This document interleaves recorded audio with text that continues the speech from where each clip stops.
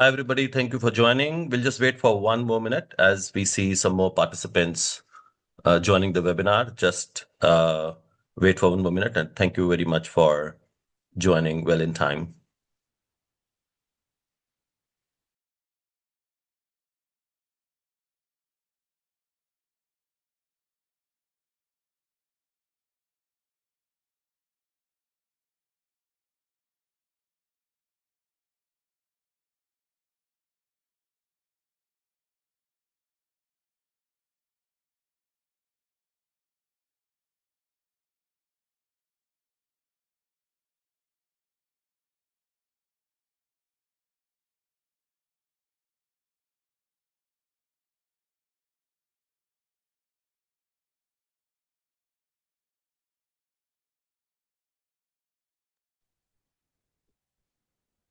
Thank you, everybody. Good day, everyone. And welcome to today's webinar on charting the Asian pathway towards phasing out fossil fuels, debrief and strategy session on the first conference on transitioning away from fossil fuels in Santa Marta.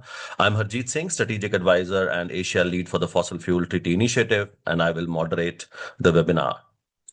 As we gather here today, we are also marking World Environment Day, a moment that reminds us that the climate crisis, biodiversity loss, pollution, environmental degradation are deeply interconnected. So this day is an occasion for reflection and a call to action at this very critical moment. As you all know, just 6 weeks ago, the world witnessed a historic paradigm shift. The first international conference on transitioning away from fossil fuels was co-hosted by Colombia and the Netherlands in Santa Marta. For decades, the root cause of the climate crisis, the fossil fuel production, was a conversational taboo. And we saw how it was structurally bottlenecked within climate negotiations at UNFCCC. And we also know that it was a deliberate attempt to do so, and it was not an oversight.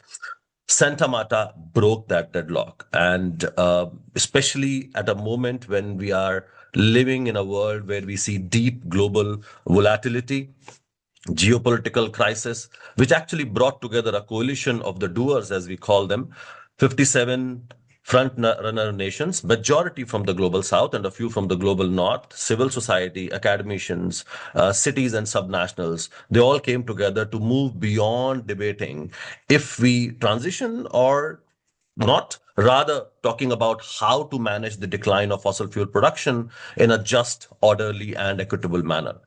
And we see that now more so, especially in the given crisis situation around the world, the transition is being framed as a direct national security imperative to insulate economies from the extreme volatility that we are seeing. We also see weaponization and unreliability on the fossil fuel dependency that we have. And we have seen how fuel prices have been rising, and it's affecting the economies and people around the world.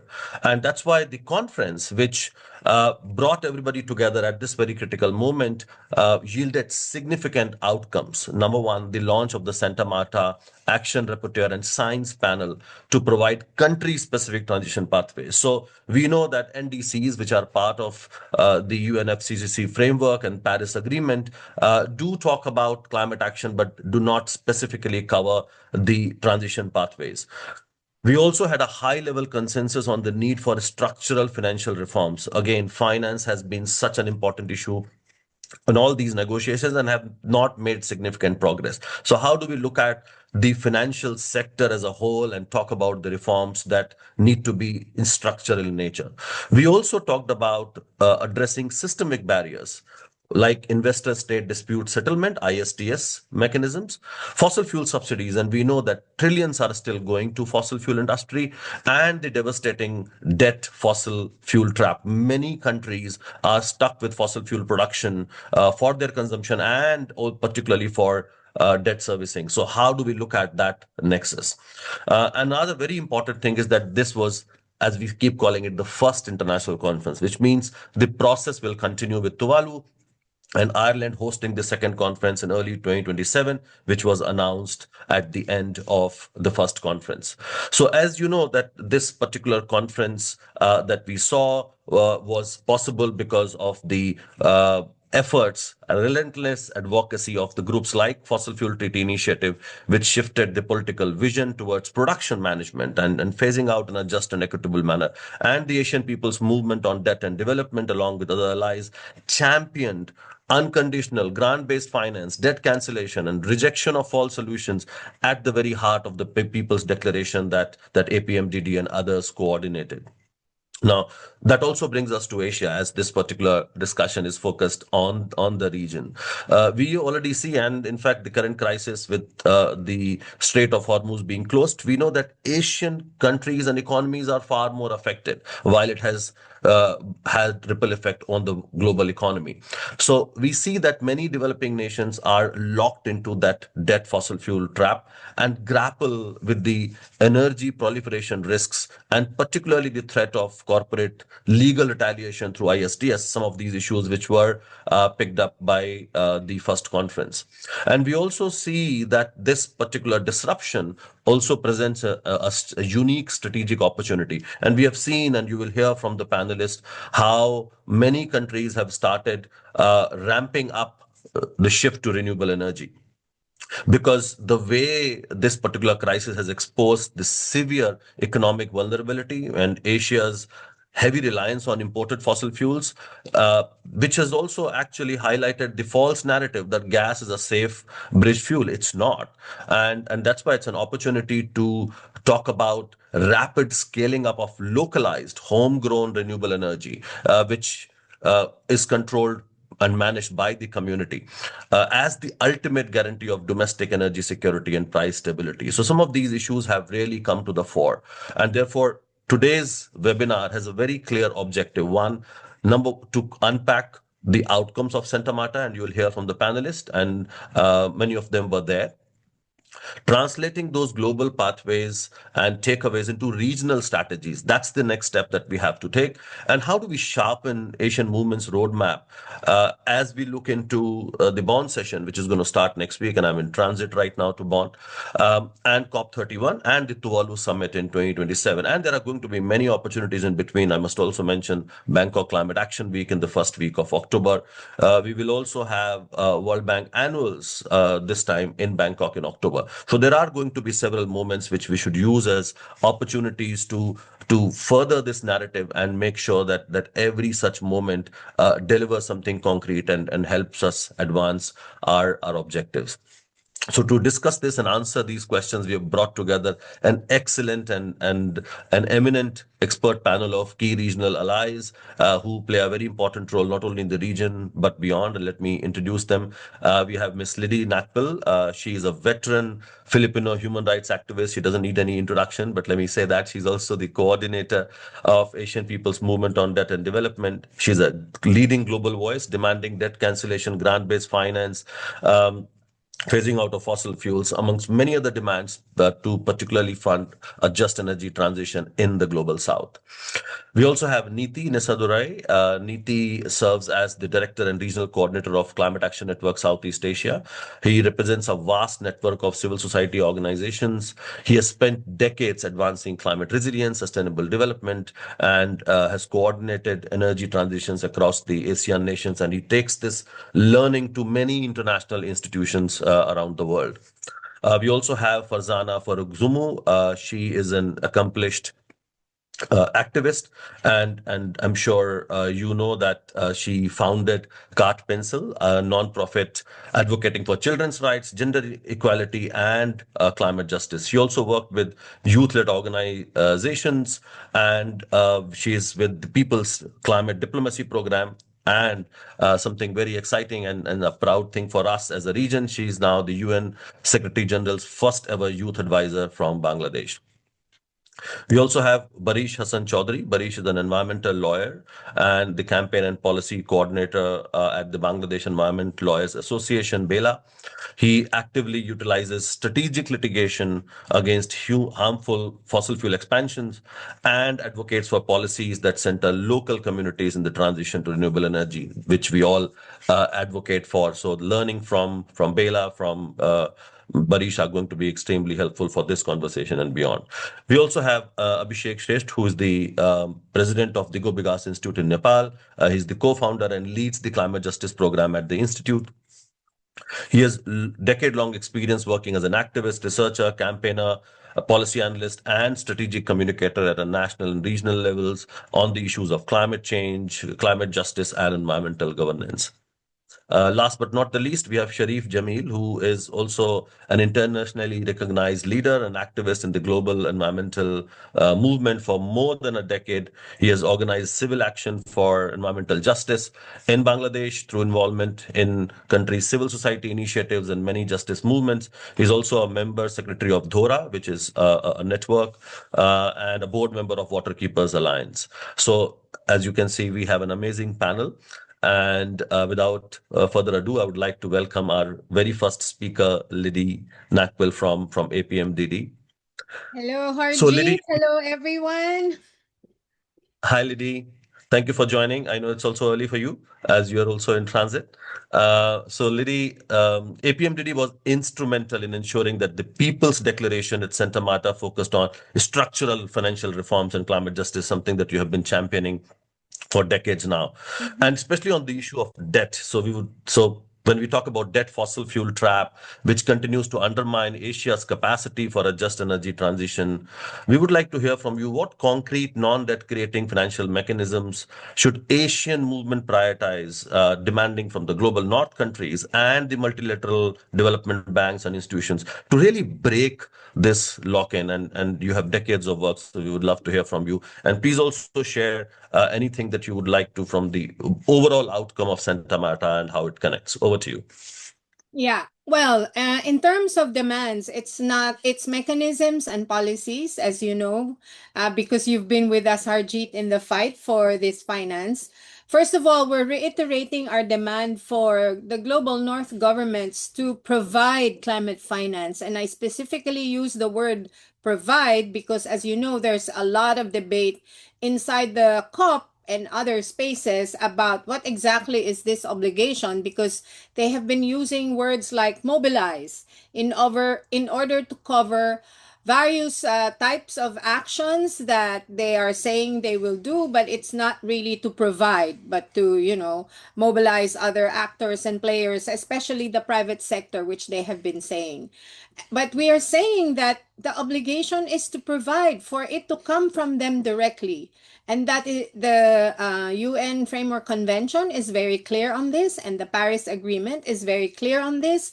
There is, in fact, now a live fight for ensuring that the decision from the COP30 on a climate finance work program that should focus on 9.1, which is the provision in the Paris Agreement that says they have an obligation to provide for this finance. So we will continue to campaign on this, and just reflecting on the Santa Marta outcomes, we are actually one of the disappointments. Of course, it's both positive and negative, the outcomes from Santa Marta, and we are very supportive of the process, as you know, because it's really mainly from a civil society push that this process has taken place. We were quite disappointed that climate finance, that is about the delivery of the global north or the provisioning for the global south, was not in very high profile in terms of the government discussions. It was not at all specifically mentioned in the official website that introduced the international conference, and the conversations that took place with the effort from civil society representatives, as well as some of the global south governments to raise this issue of climate finance obligations, was not responded to in a strong way by the global north governments. I mean, of course it was not surprising, although it is a conference on transitioning away from fossil fuels. It is co-convened by, of course, a very strong global south government, the government of Colombia, but also by the Netherlands, who, as you know, is part of the European Union. And it's very unfortunate that the European Union has been actually very uncooperative, and in fact, positioning barriers to a full discussion of this obligation and the delivery of this obligation, both at the COP spaces as well as outside of the COP spaces. So we're not really very surprised, but nonetheless still disappointed that this climate finance delivery did not have a high profile in the discussions, and it is not, there is no specific statement about this in the outcomes. I believe we've still to hear from the conveners about the official outcomes, which I think they're about to launch in the London Climate Week this coming days. The second point that I would like to say is to make sure that the delivery of this, the provisioning of this climate finance is non-debt creating, as you said, Harjeet, because so far, bulk of this climate finance that have actually been delivered, or they claim to have, they have delivered, as are still in the form of loans. That's why this is an aspect of the debt lock-in, fossil fuel lock-in. It's more complicated than that, of course, but that is one of the things that we are also opposing, and therefore calling on very clear grant-based delivery of climate finance. The second thing I think we should be continuing to demand is that they must do something about the debt problem. This is part of climate action and energy just transition energy action.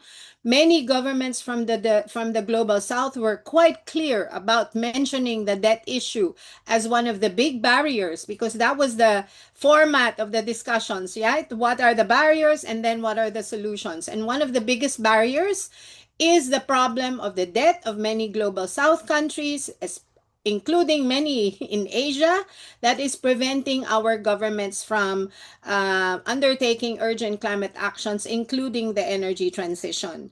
So there has to be a specific response on debt that will result in the reduction and eventually the absolute doing away with all outstanding debt, especially because they're unsustainable, and many of them we consider as illegitimate debt.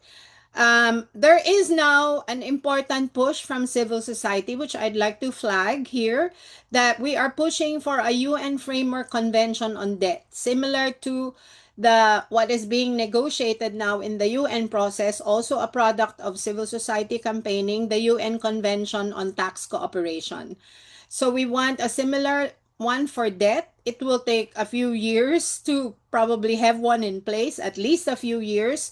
So the other action that we need to campaign for is, even without the convention, creditors or lenders, especially the public sector of the lenders, the private sector is quite hard to move, right? They should move forward with actual outright debt cancellation. So we're not saying wait for the convention and then we campaign for debt cancellation. We are still continuing to do that. But just on the subject of other instruments and policies, of course, there is that long-standing demand we have to end subsidies for fossil fuels and channel the finance for the building of renewable energy systems in the South and in Asia. And related to that, in terms of mobilizing finance, we're asking the global north, and I'd like to insert the tax agenda here as well, not just the debt.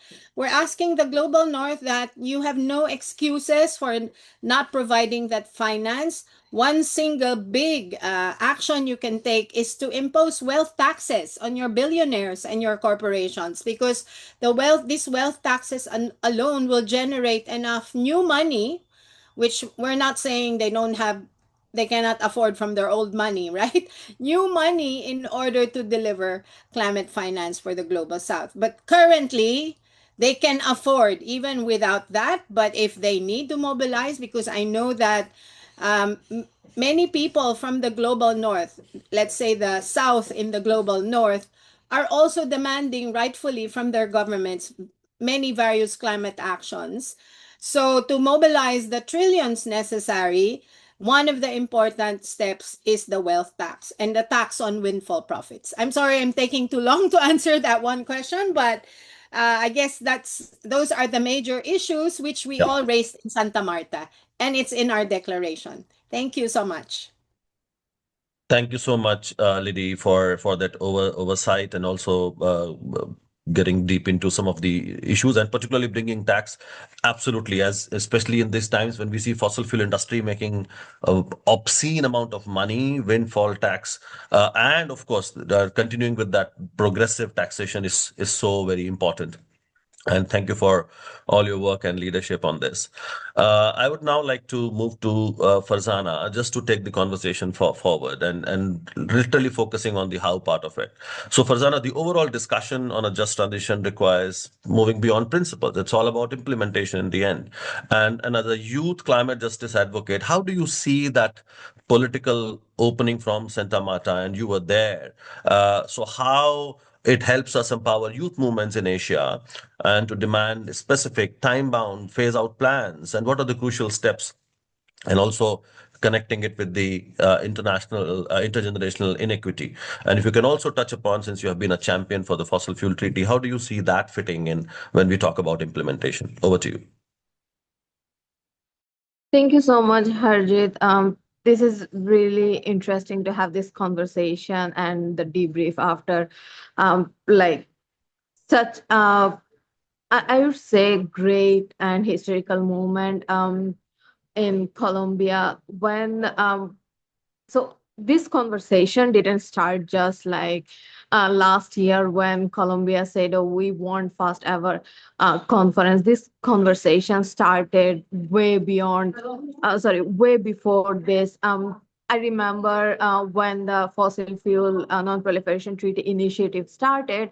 It was like the conversation was way before then, but then it started, and youth was one of the people who came forward very beginning saying that, oh, we want fossil fuel phase out, and anything which is to like support this, we are part of this.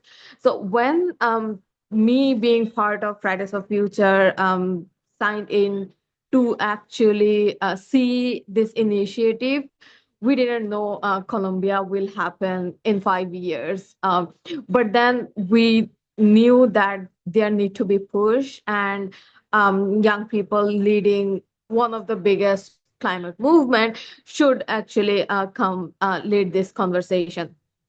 So this is how this journey started. And but when you look into Colombia, you will see that there is also like sad aspect of this is that there was only two youth from Asia who was present there, and because of all the visa issues and all, like we had to almost bully the embassy to give me a visa. And um, it's at one side actually shows that how young people are like trying to mobilize, and how it is really hard for everyone, but specifically young people, to join and lead this conversation.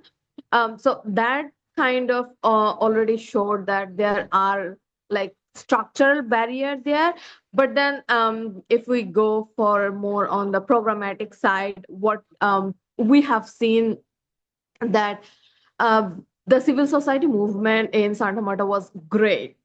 Like it was well coordinated. It was like always well communicated, and young people actually was there, not just like, oh, another civil society movement, but to parallelly work to complement the work civil society was doing.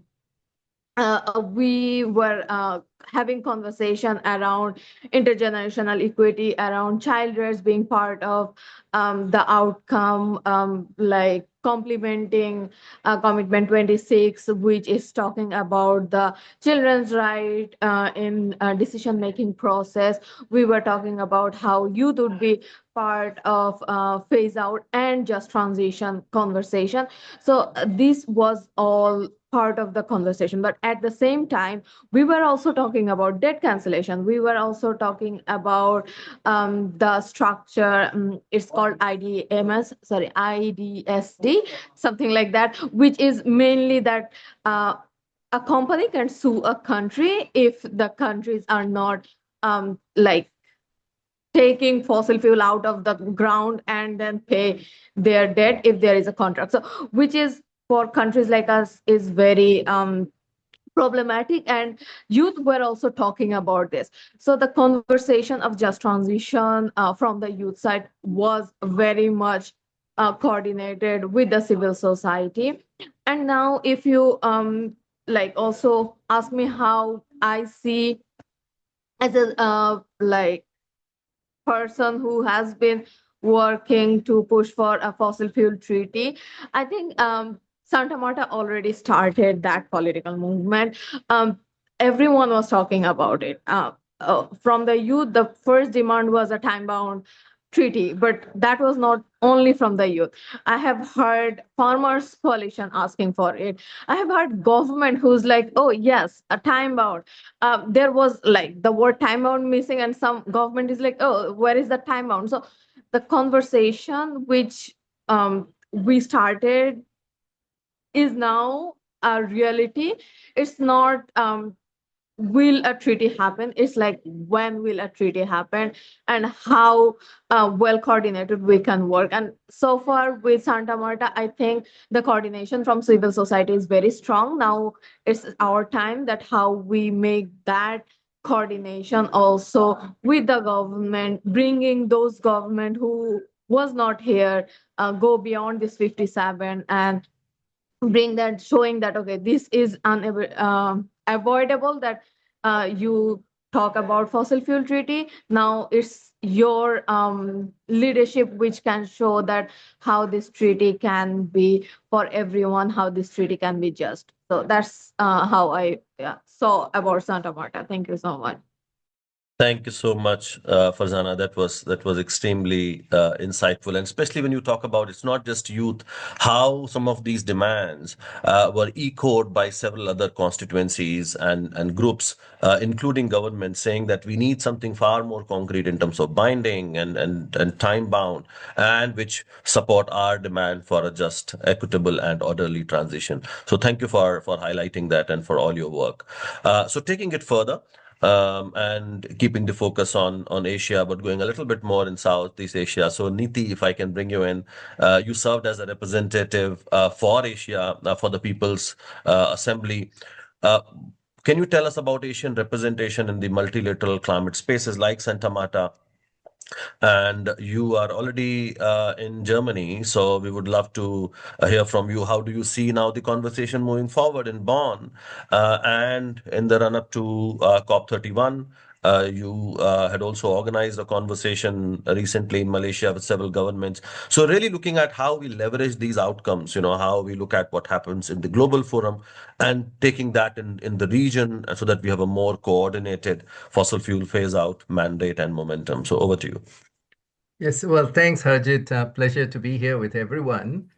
Just before I respond to your questions, first I'd like to support what Farzana said, that in the People's Summit in Santa Marta was remarkable. It was great, and I think the People's Declaration, I think, is probably is the blueprint now, for the transition away from fossil fuels.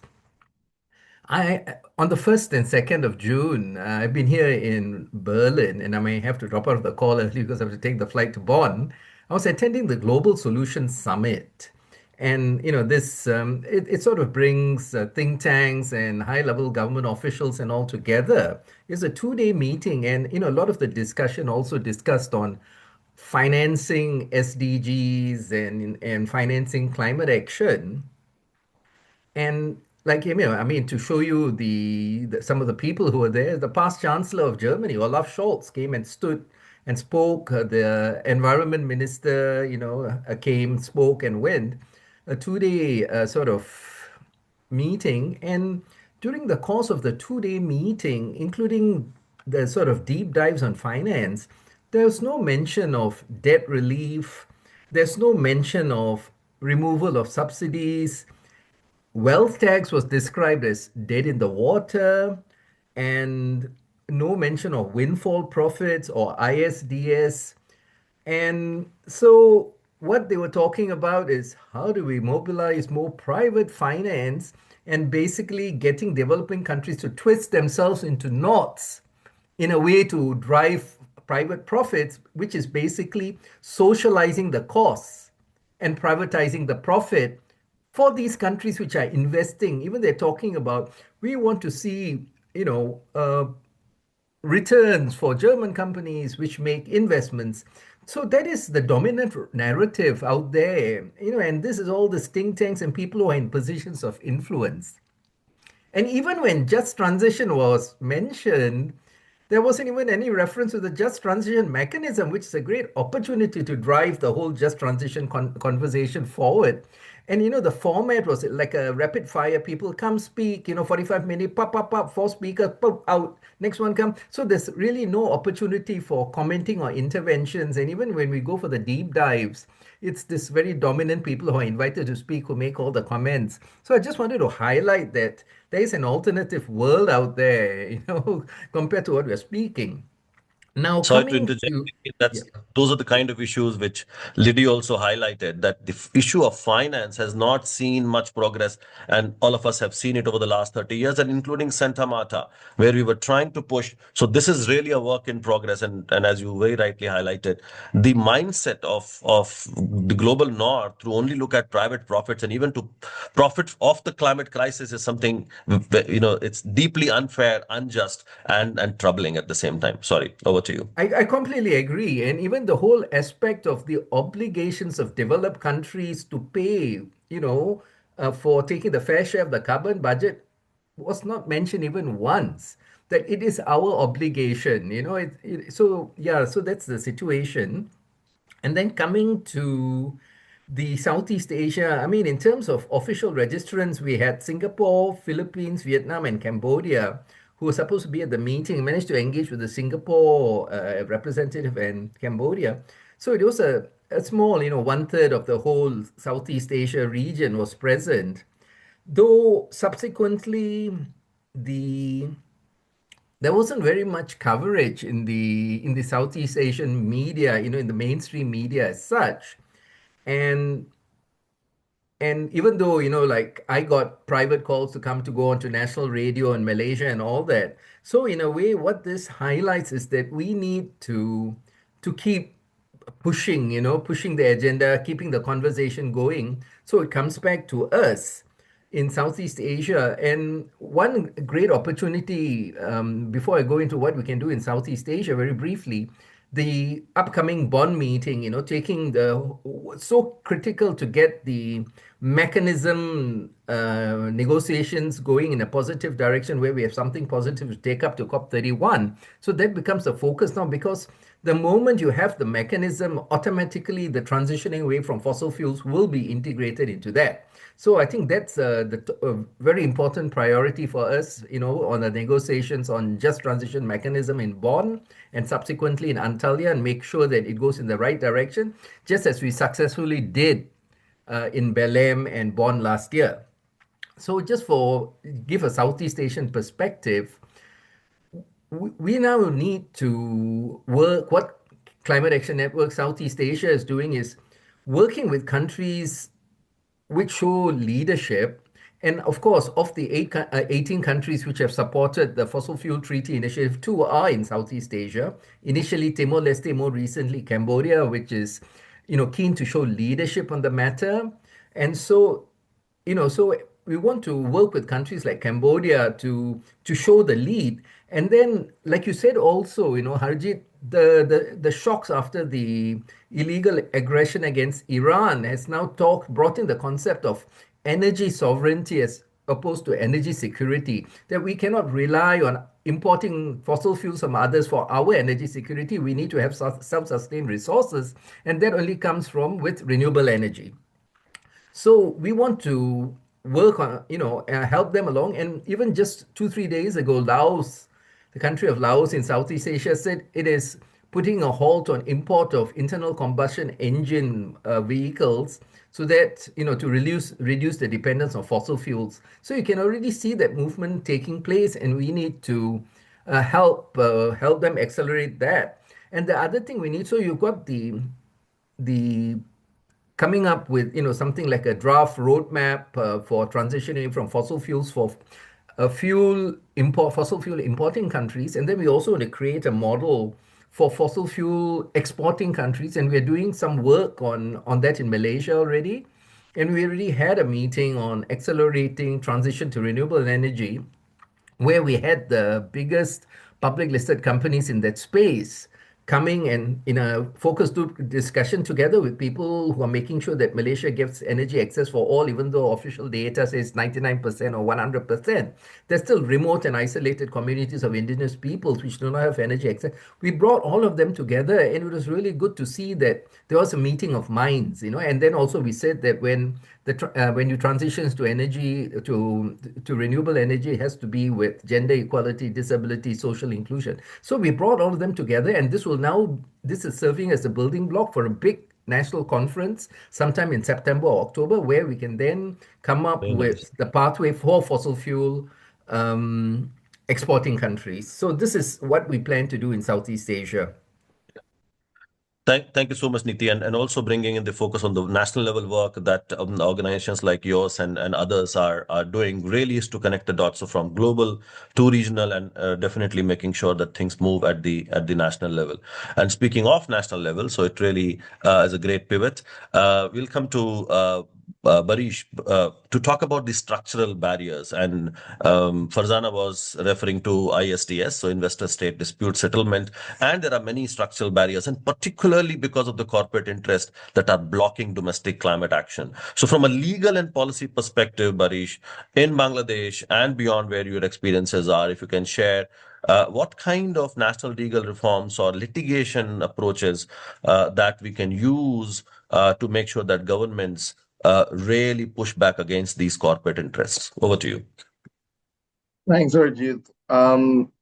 Yeah, no, I'm glad Farzana also mentioned the ISDS, because I think that is one of the big, I think in civil society, we tend to complain about not having much progress. But I think this is one of the big incremental progresses that we've already seen from the first Santa Marta conference, is that for the first time in one of these things, ISDS is really being called out as a major barrier to the phase out of fossil fuels. And I want to just highlight that I think is a recognition of the imbalance in the international arena, especially for developing countries. A lot of these bilateral investment treaties that have the ISDS or the arbitration clauses were negotiated a long time before the Paris Agreement came into being, or where the conversation around climate change and fossil fuel phase out is currently. And as a result, many smaller developing countries like my own, like Bangladesh, are locked in to this system, which has, precedes our, understanding of climate action and where we need to really be going.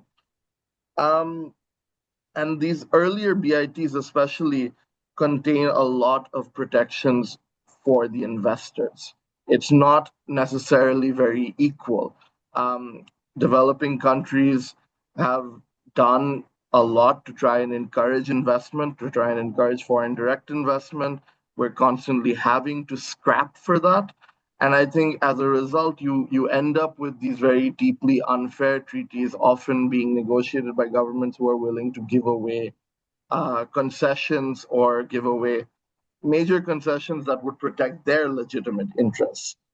And the reforms of the ISDS systems is, I think, something that the next process needs to really consider. Now that we've named it, I think this opens the door for that. I mean, just to give you one small example of what kind of reforms, I think most of these BITs do not actually have any clauses related to climate change. If they have anything related to environmental obligations, it's still quite weak, but definitely they don't most of the time have anything to do with climate change. And I think the climate crisis has now reached a point, especially in the developing world, where this is such a drastic, devastating reality that this needs to now be integrated. That climate action cannot be grounds for taking a state to court and siphoning millions out of it. Often because of the investor protecting language in the BITs, that is what's going to ultimately be the outcome of any arbitration. Um, I want to just say that, we've talked about fossil fuels in previous webinars with you about the impacts of the investments in fossil fuels. I think one of the sort of understated impacts is the type of regulatory chill that it provides. Once you're locked in to, let's say, a coal plant or a gas plant, which has a lifetime of 30 years, it's not just the fact that you're now stuck with this massive piece of infrastructure for the next 30 years that's going to set you back on any other, energy pathway that you may want to pursue. But it's the fact that when you have invested that kind of money into that infrastructure, it also causes a, a barrier to you changing the way you regulate, changing the way the state will, pursue regulation or pursue their legal frameworks, because you're now locked in and you can't get out. And the ISDS is a way of enforcing that, of driving that home and saying, well, you're stuck. You can't get out of this. You got to wait out the next 30 years and then maybe we'll see. By which point you'll probably have had to invest even more into this type of thing. And this really then prevents governments, especially, I don't like using this word, weaker governments, but I think that is unfortunately what a lot of developing countries are in international negotiations, by the systemic design of the international arena. But it prevents those governments from being able to really pursue their quite lawful prerogative to regulate. I was looking into ISDS once this decision kind of came out, once it was called out. It's not something that necessarily I have had a lot of previous experience with, but I've been researching recently. Especially in our neighboring country, in India, they've done something quite interesting. They have something called a model BIT. It's not necessarily a treaty with anyone else, but it's a baseline that the government has adopted itself to be like, this, we cannot compromise on this. These are our red lines. And several other countries have adopted things like that. And I think one of the things that now we really need to do in order to reform the ISDS system is that there needs to be a clear definition of red lines for developing states.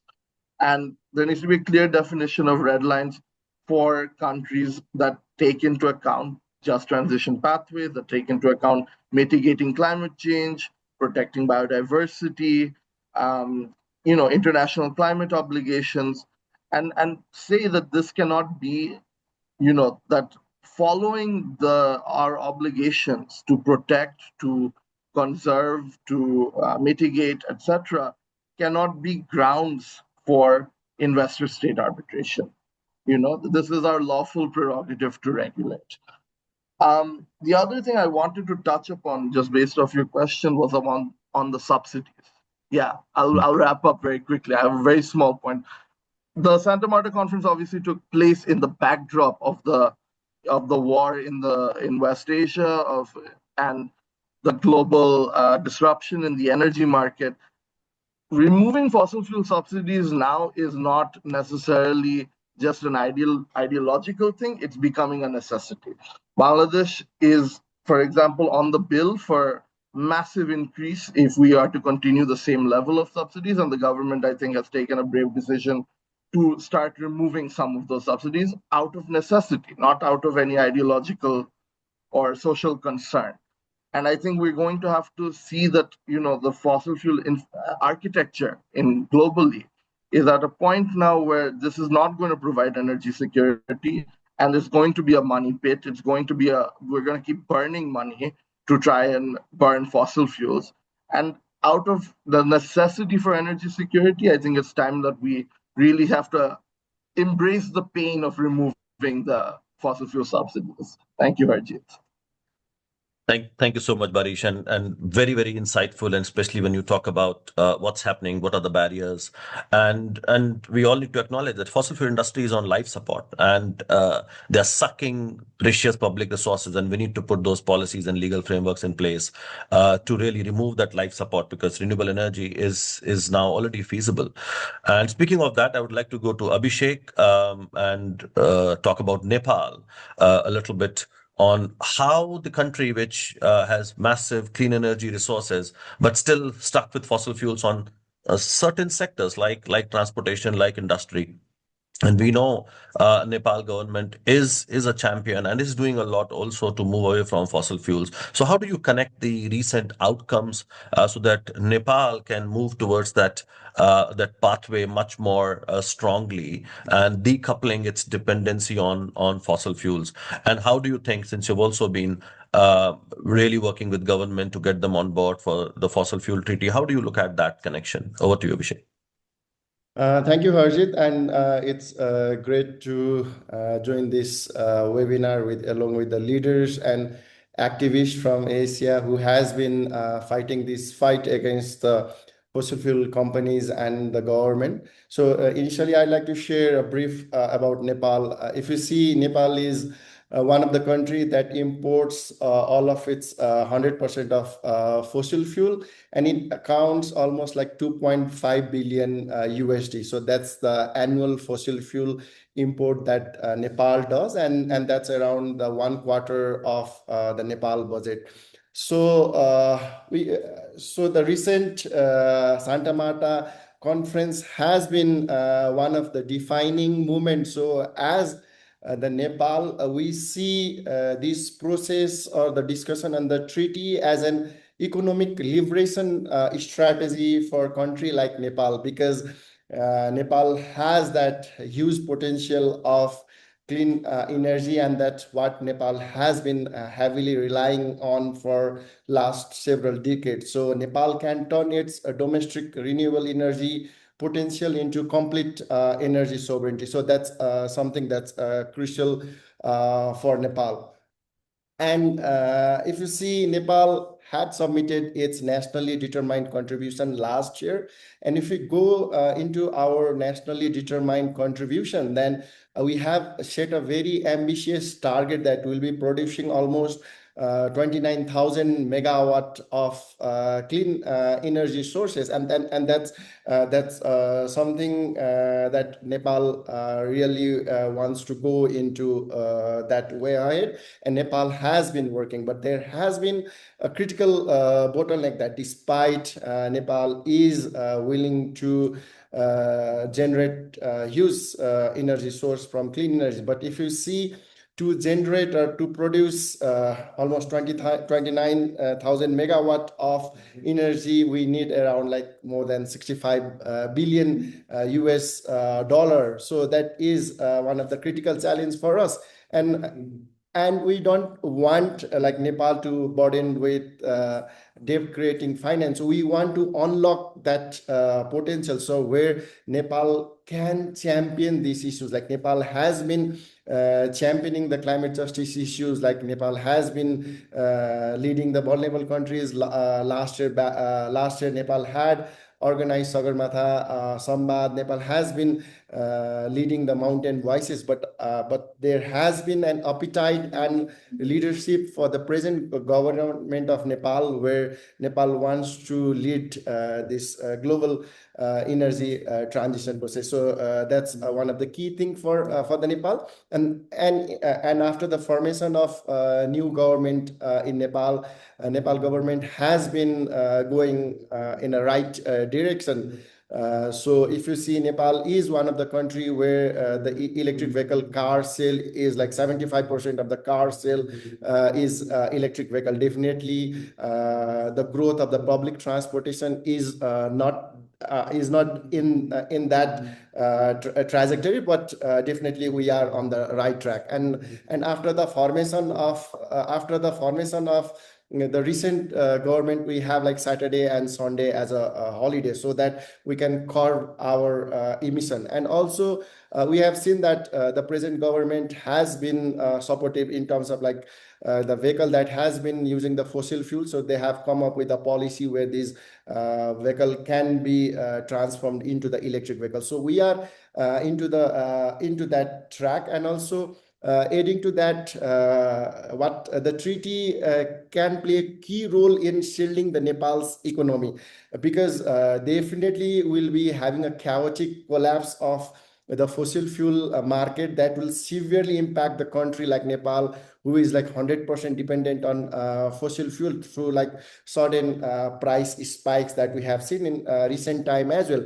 So the treaty that we have been calling out will offer as a country like a Nepal and many similar countries like Nepal as a managed, more transparent and phased reduction of global supply. So that will provide the Nepal government to focus more on renewable energy. That's what we have been leading, but that will provide us a global timeline with a predictable window of systematically scaling up our domestic hydropower, solar and electric transportation. So that what Nepal has been focusing, and that will also allow a country like Nepal to move away from fossil fuel without being impacted by the sudden catastrophic inflation of the fossil fuel prices, which we have seen. So these are the key areas that Nepal can work, and Nepal has been part of fossil fuel treaty as an observer state, but it's right time for Nepal to be part of that 18 member states and lead the issue of just equitable transition that Nepal along with other countries can lead from the global south. Thank you very much.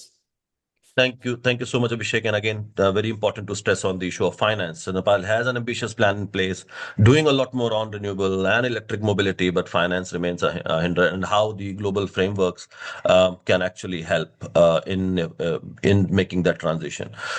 Sharif bhai, I'm going to come to you, and we deliberately kept you in the end because we know that the work that you are doing is not just related to climate, but looking at the environment. And today is an Environment Day. So you need to connect all the dots now. So the responsibility is on you.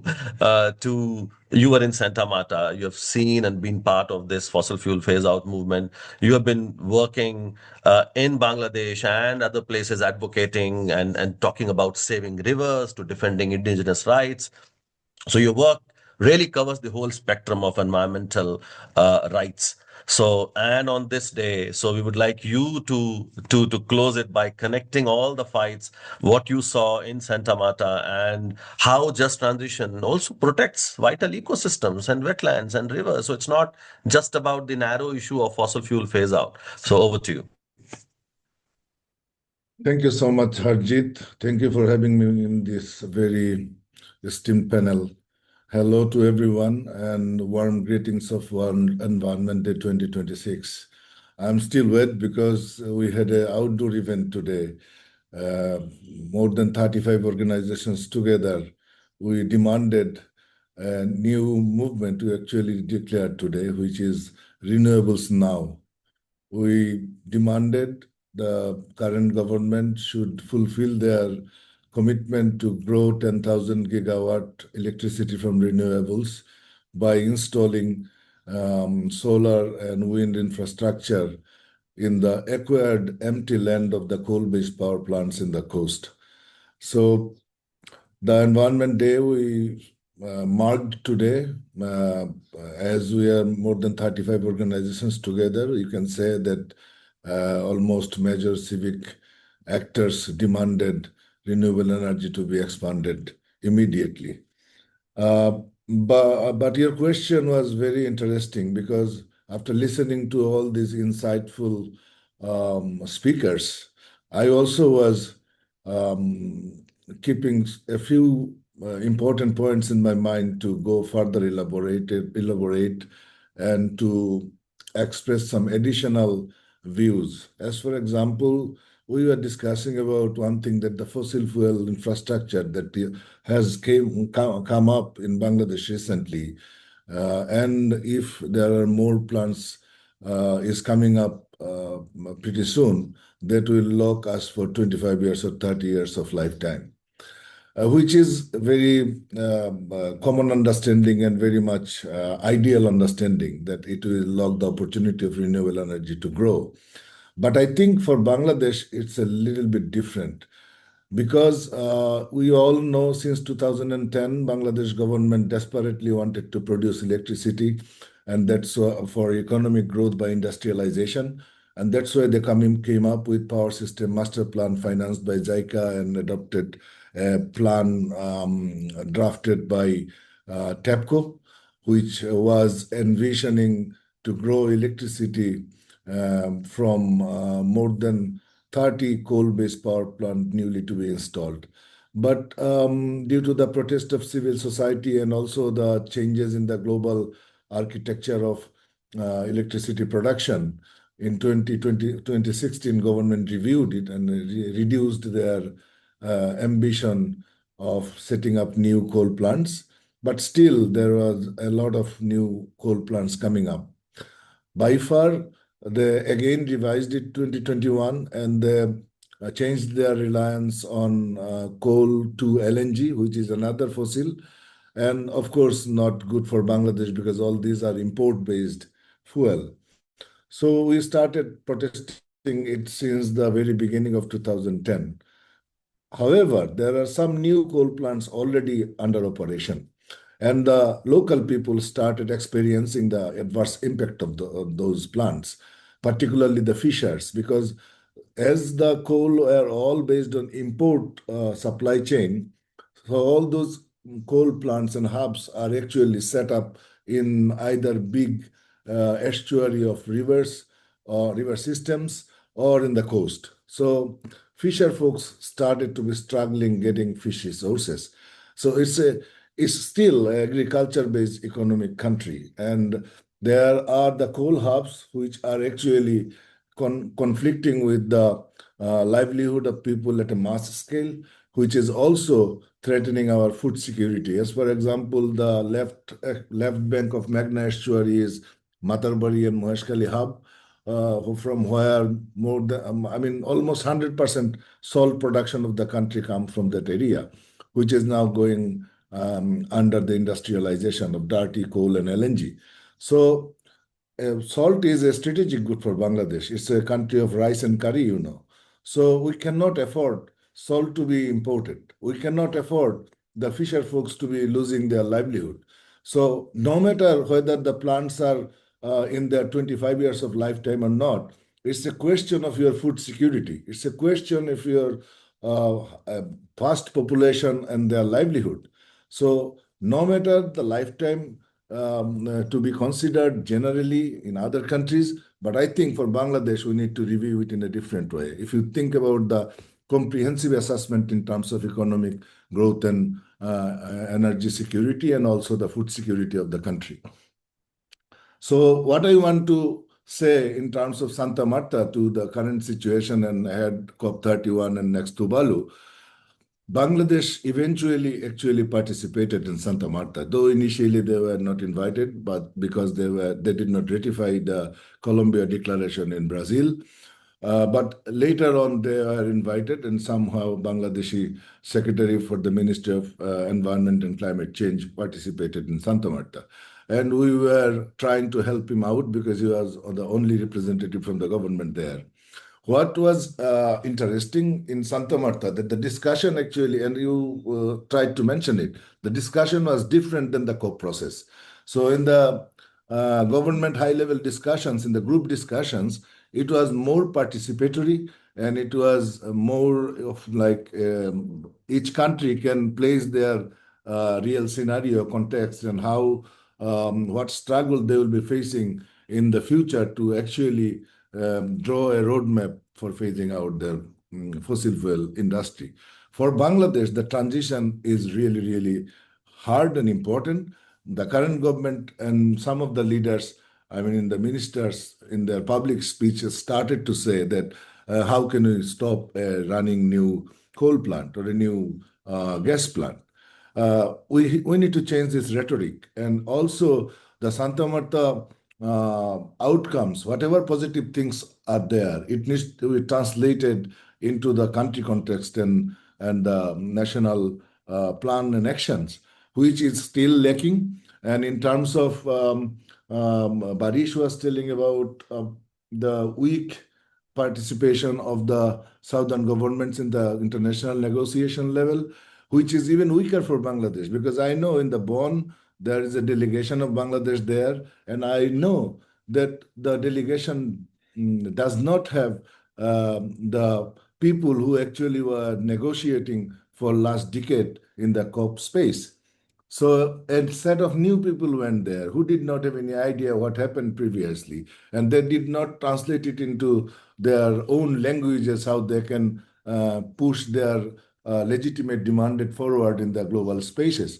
So we have more responsibility to include them in the processes that we are engaged, which was more like the People's Summit in Santa Marta. We also, I personally felt like we need more collaboration, how the academic process can be more integrated with the people's process, and those outcomes can be also interpreted in the state parties' outcome or state parties' decision-making processes. And I think in the days ahead, we can do more advocacy and more diplomatic efforts together, how we can actually make this happening, and we can draw a real roadmap to phase out fossil fuel with adequate climate finance and technology transfer. Thank you, Harjit. Thank you so much, Haribhai, and really very helpful when you connect how fossil fuel projects also impact local livelihoods and local people, and not just looking at when we consume or burn those fossil fuels. So very important, and thank you for all your fight from local to global levels. Very inspiring, and also again highlighting the issue of finance. So I know we have gone a little bit beyond time, and that's what happens when you have such great panelists. So we can open the floor for about 5-7 minutes for any quick question. If you can raise your hand, my colleague Zoe will bring you in, or if you want to write your question in the chat, we can spend a couple of minutes before we wrap up.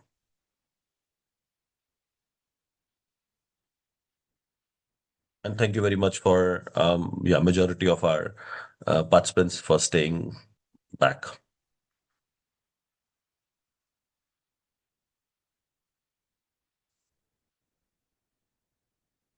And I can see a lot of good comments from participants that they really like the insightful interventions from our panelists.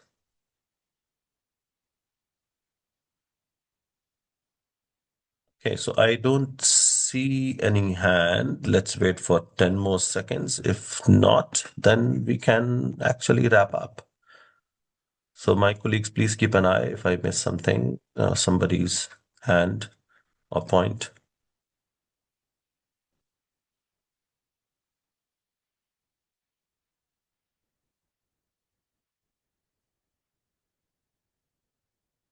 Okay, if not, then we can actually wrap up. So I would like to thank all our exceptional and panelists and leaders. So Lidi, Niti, Farzana, Barish, Abhishek, and Sharif Bhai for your very concrete, actionable strategies and really getting into those nuances, and clearly shows how you are working on ground and connecting all the dots. So your experience is very invaluable for the movement. And of course, the first international conference on transitioning away from fossil fuels in Santa Marta, which is now a process, has fundamentally shifted the global conversation. And we are now not debating whether or not, it's all about how. And that's why all the insights that we got today are going to be helpful for us to take the work forward in Asia, and especially when now the narrative has shifted. We're looking at national security imperative. We are looking at energy sovereignty. So Santa Marta was a foundation to continue with this governance track and make sure that we have all these concrete outcomes by Tuvalu conference in 2027. But of course, there are opportunities, and some of us are going to be in Bonn next week, and we will make sure of every opportunity at the global level, at the regional level, at the national level, to make sure that the momentum now continues after seeing this issue really deadlocked and gridlocked in climate negotiations. So thank you once again to all the panelists, speakers, and all of you for your engagement, contribution, and really interest, and all the work I'm sure that you are doing at your own level. So please continue to be with us, engage with us, so that we can really commit to take a bold step and a concrete pathway in Asia beyond fossil fuels and make it a reality. So thank you very much, and we'll see you in the next conversation. And thanks to my colleagues, Zoe, Mega, Malu, Becca, for making this happen. Thank you, Harjit. Thank you. Thank you. Bye-bye.